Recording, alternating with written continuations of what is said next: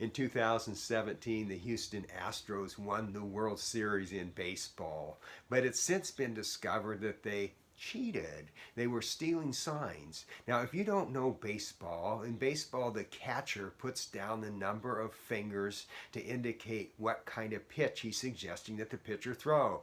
He drops one finger down, that might mean a fastball, and two might mean a curve, slider, changeup, etc. The catcher knows what's coming. The batter does not know what's coming normally, and that is an advantage to the pitcher because the batter is off balance. So what the Astros apparently were doing in their home field, they had set up a small camera out in center field, which relayed the signal of the catcher to the dugout, and someone in the dugout banged on a garbage can the number of times to correspond with the fingers that were down on the catcher. This was a huge advantage to the hitter. They knew what pitch was coming.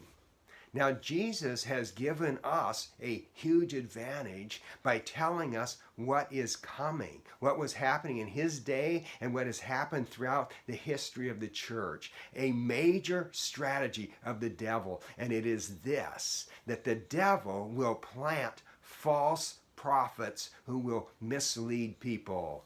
Welcome to Truth Talk with Ed Skipper every Monday, Wednesday, and Friday.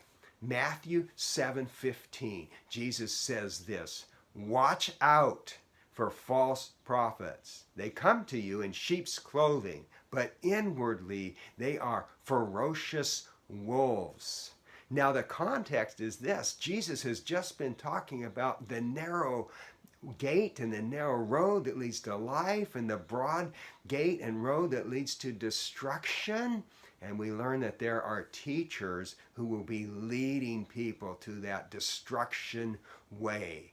A few years ago, I was speaking at the Eugene Mission. About 150, 175 men were there.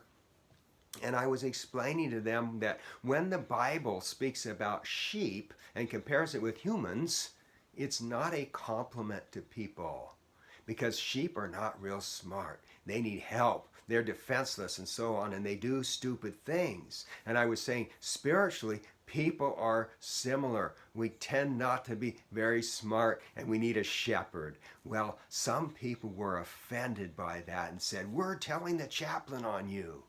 So what many false teachers will do to avoid situations like that, they'll only teach positive things. They won't speak about sin or judgment or the need for repentance. They'll just leave those things out.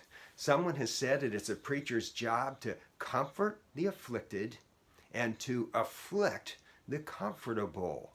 So one of the characteristics of some false teachers is there's no afflicting the comfortable. Another characteristic is that some false teachers see godliness as a means to financial gain. You can turn your television on and watch a preacher, and I've done this so many times, and it literally makes me sick to the stomach, as this preacher preaches on whatever Bible story or biblical truth or passage that they are in, and the application is always the same. Send me your money. It's never send anyone else your money, which ought to be a hint as to what they are about. And it just makes me sick as millions of people are deceived into contributing to the luxurious lifestyle of this preacher who is a false prophet. Now, I know you must have some good, insightful thoughts about false prophets and false teachers. Please write them. We'd love to read them. And until next time, watch out for false prophets who don't speak the full truth and who see godliness as a means to financial gain.